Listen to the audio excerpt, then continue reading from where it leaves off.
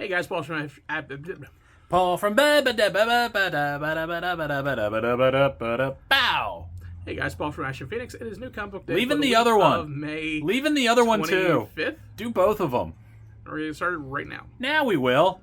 Like before, when you screwed up, it was great. Remember that, Paul? Yeah. This episode brought to you by Paul and Tim Do a Thing. We do a things. thing. I yell at him like this. Yes. Some of that screw ups stay in because they're funnier that way. That was a good transition, Paul. Yeah.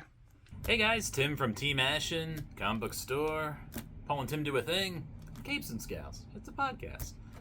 I got trades for everybody. We've got the Magic Order. This is Volume 2. This is the newest miniseries that came out. I didn't read this. Did you read this one? I read the first one. It was good. Magic Order? No. I like harassing Paul while he's reading. We've got Silver Coin Volume 2. I read a little of this, and then I read this in trade, so I'll be picking that up. Silver Coin's a lot of fun. This is amazing. Demon Days. Treasury Edition. This thing's massive. Oh, wow. Yeah, the Momoko art looks so good in this size. It is bonkers. I mean, just look at the cover alone.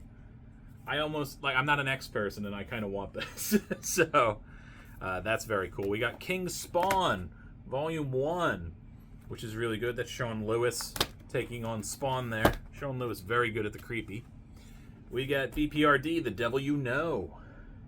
There's a massive, massive bit of Mignola for you.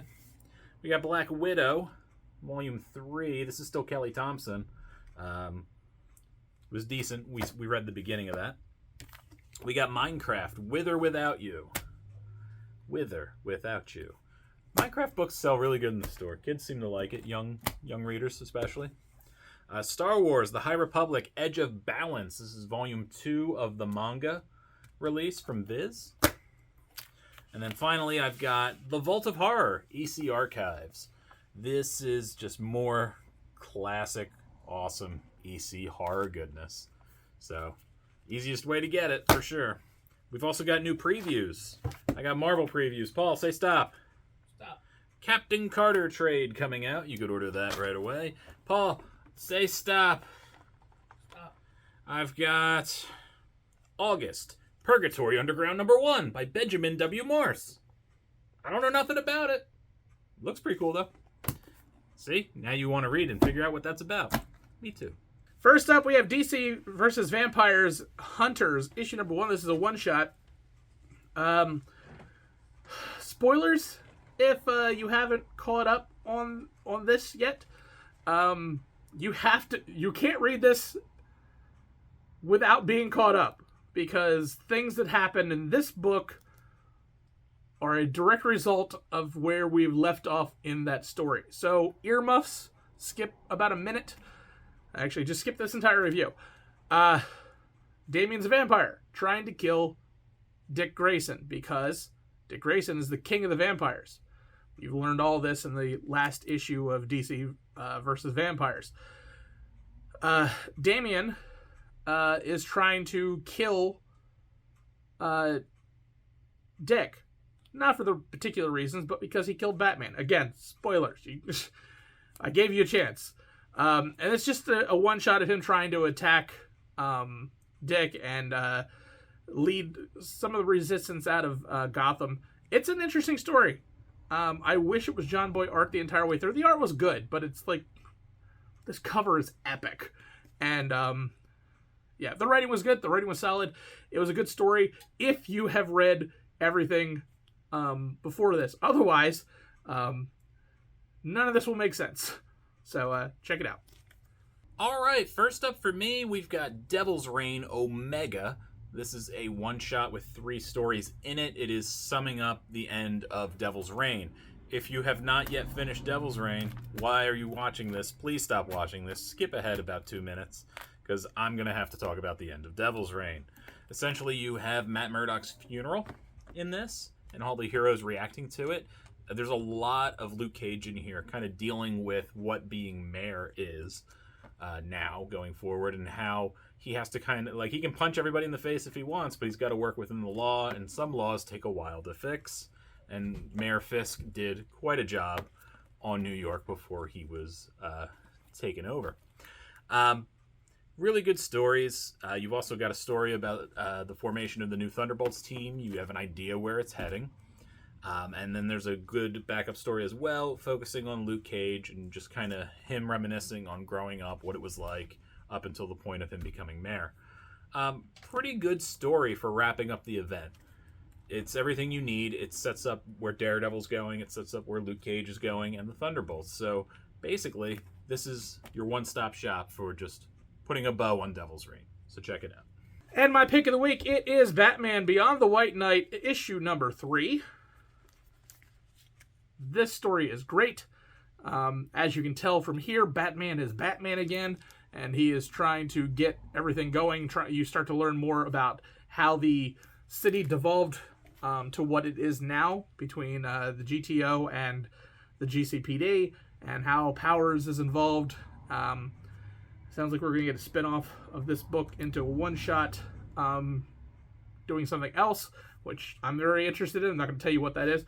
But, yeah, it's just been a good storyline, man. I love it.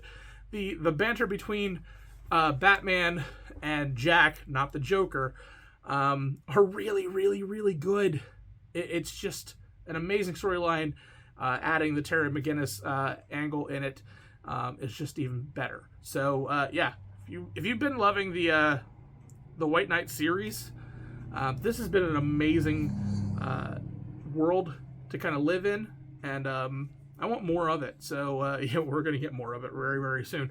But I want more of this book, so I can't wait to see the rest of it. All right, Paul, what's my pick of the week? Do you know? I have no idea. It's Fox and Hare from Vault. Didn't see that coming at all. No? No. This is a really cool book. So Fox and Hare are 2 mercenaries, and this is a very cool world that we're building here, very technologically based, and they are some of the best assassins there are, well, mercenaries, and they are working with a young girl who's a hacker to try to figure out what, like an Amazon level corporate threat is doing. You get a little bit of everything here. You get they pepper in just enough to really make you want to come back. It's got a very Blade Runner-y kind of feel. It's that kind of sci-fi. The action is very, it has a very Eastern feel to it, and I think it's really good. I thought it was a pretty cool story. I like the world building. The world building is what really hooked me, because otherwise, it's you've seen things like this before, but when you convince me that we're really building something great here, I'm on board. So check out Fox and Hare. It is super cool, and I think you will enjoy it. All right, everybody, thank you for coming by. Always appreciate. Always good to see you. Paul appreciates you. He doesn't say it enough, but he loves you. I do. He loves you so much. I have a strong like for you people. It's good work. That's not bad for you. That's not bad. That's impressive. Yeah, love is hard to conjure. I know. I'm aware. Anyways, thank you for checking out everything. We'll be back next week with more reviews. Check out Paul on Twitch. He's killing it over there on Twitch. He's twitching all the time. What is it, Dead by Daylight? Yep. Loves that Dead by Daylight. Can't get enough. There's a new killer thing, right? Yes. It's like a weird turkey human thing. It's that weird, creepy. The head, at least, is like that weird, creepy thing from Dreamcatcher. Dreamcatcher. What a pull. That was a really bad movie. It was super bad. Everybody go watch Dreamcatcher. It's awful. Don't do that. The book was good, right? I think. I don't know. I think the book did all right. The movie was so bad I didn't want to read the book. I mean, that's fair. Always, there's a rule with Stephen King. Do the book first. The book will at least be okay. Dude, it had Morgan Freeman in it. And that doesn't mean anything. It still sucked. When it's Stephen King, it doesn't mean anything. True. Yeah, there's a couple good ones, but there's way more bad ones. Sleepwalkers. Yeah, Sleepwalkers. It's so bad. My favorite one's The Running Man. Running Man is Stephen King? That wasn't terrible. Yeah, he wrote it under Richard Bachman. Oh, okay. Because he didn't want to just be told he could only write X novels a year, so he made up a name and I had wrote no more. idea that. And The Running Man is very different in book form. Oh, okay. Similar, but very now different. I need to read that book because Yeah. I like that movie. Yeah, it's very good. Huh. Okay, bye.